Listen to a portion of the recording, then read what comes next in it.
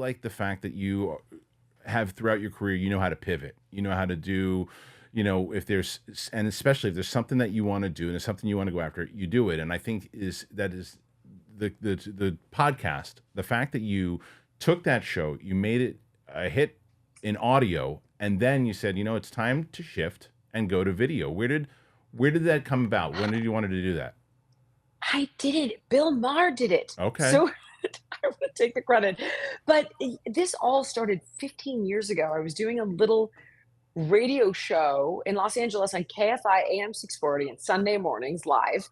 And it was like Dr. Laura, but for fitness and Yeah. diet. People would call and ask questions. And I was getting busier and busier.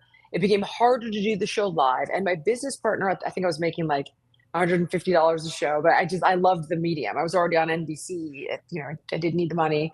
I just enjoyed the medium. And he said, look, you can't be live every Sunday. This isn't going to work. However, we could get into this podcasting thing. Yeah. And this is obviously years ago, over a decade ago.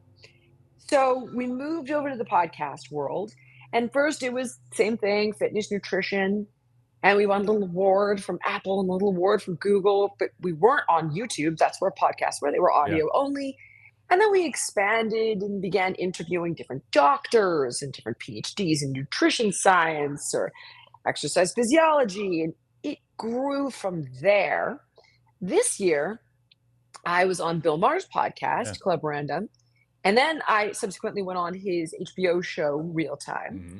And we got in a few heated debates about a variety of topics, whether it was Ozempic, is it panacea or poison? He thought his coffee was acidic and bad for him. And we had a numerous amount of little bickering matches over this stuff. And ultimately, I smashed him with all this research after the shows. And he goes, why is nobody else saying the things that you're saying then?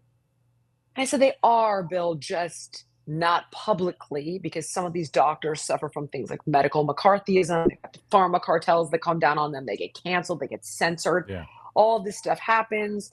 And he digested it, and he has his own form of anti-woke liberalism. But his biggest goal, whether he agrees with you or not, is to protect the integrity of freedom of speech, the ability to have difficult conversations, a fearless search for the truth. And he just said, I want to weaponize you by putting you in a position where you can't be canceled. And then I want to see what you can do. Yeah. We're going to move it to YouTube where all the eyeballs are. And from there, I could do a Substack deal. I could do a Locals deal. I could do a Rumble deal. I could do whatever I want. And he's Bill Maher.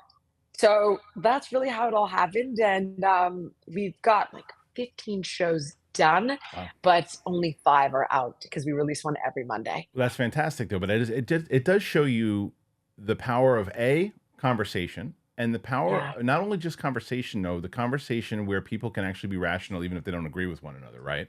So because that doesn't happen a lot, because especially where we are today as a society, it's like it always seems to me.